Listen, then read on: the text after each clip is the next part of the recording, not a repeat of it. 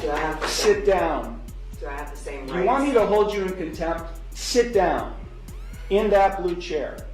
Do I have to Sit down! The judge in this clip, easily one of the most no-nonsense judges I've ever seen.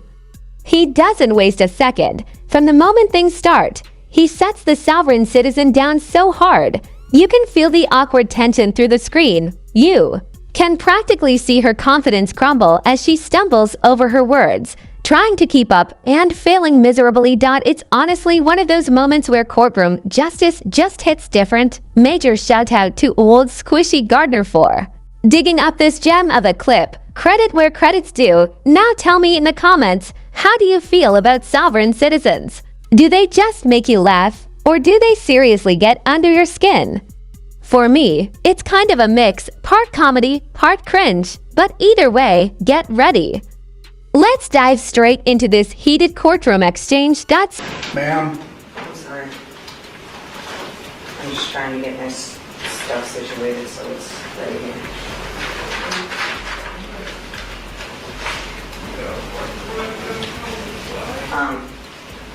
Take a seat I have a in question. this blue chair. Do I have Sit down. Do I have the same rights? You want me to hold you in contempt? Sit down. In that blue chair. Do I have to Sit down! there? One more time. Sit down.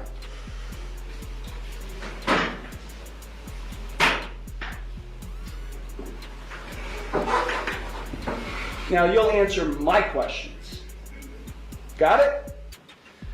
Did you understand all of the rights and plea options that I explained to you?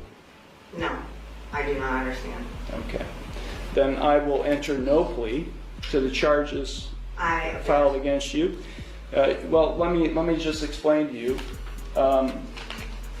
You are charged, and I do have a signature on the citation which shows you've been served. You are charged with 1 count of no operator's license, a minor misdemeanor subject to a maximum fine of $150 plus court costs. You also are charged with 1 count of expired plates, also a minor misdemeanor subject to a maximum fine of $150 in court costs. I will enter no plea to these charges against you. You already have a pending. You already have a pending. I object. What do you object, ma'am? Because I did not enter that plea. Okay, so you tell me how you would like to plead: guilty, not guilty, or no contest. I'm not. First, I have to correct the standing, which is I am not the ens legis non begeer. I am the authorized agent to the decedent estate. I am coming in here as the settler, and I want to settle this case. I have sent in a paper that is my declaration and affidavit of what I want to do, which is to settle the case. I am willing to surrender the person to the court for mutual consideration. I do not want to continue doing this. I don't have anything to do with this. That paper that I signed, which is the summons, is signed V coatis, which is void contract, and I reserved all of my rights on there. So, is the court willing to give me mutual consideration today or not? I will enter no plea on your behalf to these charges. I've given you 3 plea options to plead. No, I do not recognize anyone in this court. Okay, well, I don't recognize you or the bailiff or anybody else in this court. I do not understand. I will set this case for a bench trial, and we'll get this set. I have the right to a trial by jury. Okay, no you don't, not in this case. Yes. Now these are not jailable offenses, ma'am. You don't have a right to a trial by jury in this case. You already have a jury trial scheduled in another case, but then because you're facing jail time in that case. But in this case, you're not facing jail time, only a fine and court costs. Anything that is above $25 in a court of law has the right to a jury by trial, which is involuntary. Can't be violated, basically, is what it means. So I have the right to a jury by trial. So the sovereign citizen in this clip is demanding a jury trial. But let me break this down for you. Yes, The Sixth Amendment is guaranteed the right to a jury trial, but only in criminal cases where there's a possibility of jail time. As the judge clearly explains, this isn't one of those cases.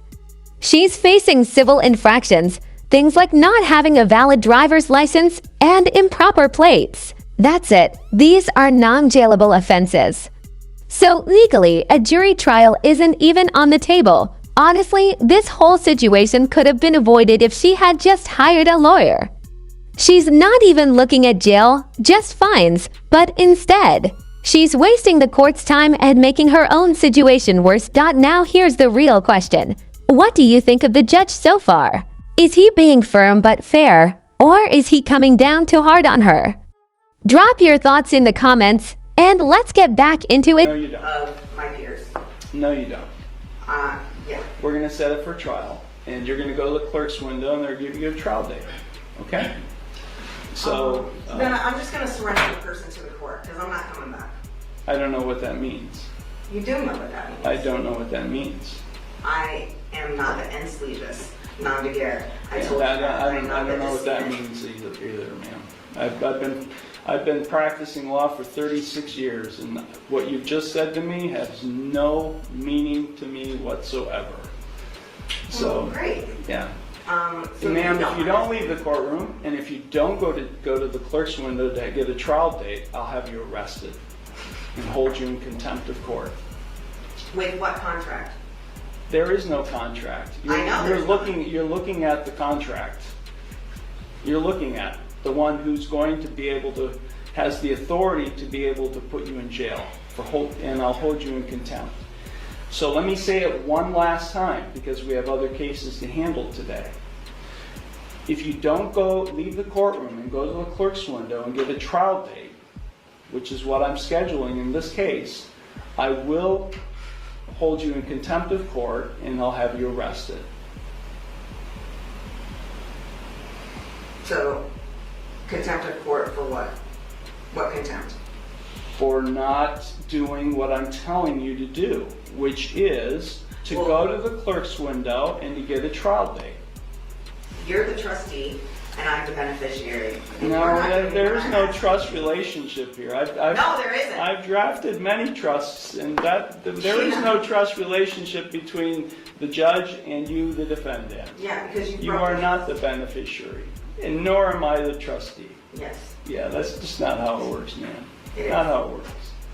You either go to the clerk's window now and get a trial date, or I'll have you taken into custody now. You got it?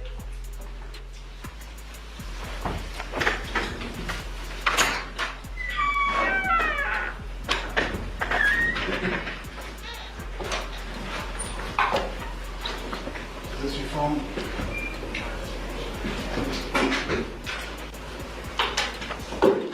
Huge thanks to Old Squishy Gardner for digging up this clip. It was seriously entertaining to watch. Honestly, I really liked how this judge handled the sovereign citizen. We need more judges like this, judges with backbones who don't hesitate to shut down nonsense before it spirals out of control. This girl barely got a word in, and honestly, that's how it should be. Sovereign citizens always show up with their wild arguments, acting like the law doesn't apply to them, and this judge wasn't having any of it. Threatening contempt, best move ever. It sends a clear message. No, you're not special. And no, your Facebook legal theories won't save you in a real courtroom. Let's get real. Sovereign citizens don't have some magical legal loophole. Their arguments are based on misinterpretations, misinformation, or outright fiction. And every time they walk into a courtroom trying to play that script, it just wastes everyone's time. What I appreciated most here is how the judge maintained control. These types usually try to ramble, derail the hearing, and talk in circles hoping to confuse or delay. But this judge called her bluff immediately. That's what more judges need to do. No hand-holding, no letting them hijack the room. You've probably seen the opposite to a soft-spoken judge dealing with a loud, unhinged sovereign citizen, and somehow the courtroom turns into a circus. It's honestly wild. That didn't. happen here, and that's why this moment stands out. Now I'm curious, what do you guys think about sovereign citizens? Are they just delusional? Or are they knowingly trying to manipulate the system to dodge consequences? Personally, I think it's a mix. Some really believe they're nonsense, others are just trying to escape legal trouble. Either way, always entertaining watching a judge shut it down hard. If you enjoyed this breakdown and want more courtroom moments like this, don't forget to hit that like button, subscribe, and drop your thoughts in the comments. Did the judge handle it right? Would you do anything differently? Thanks for watching, and as always, take care.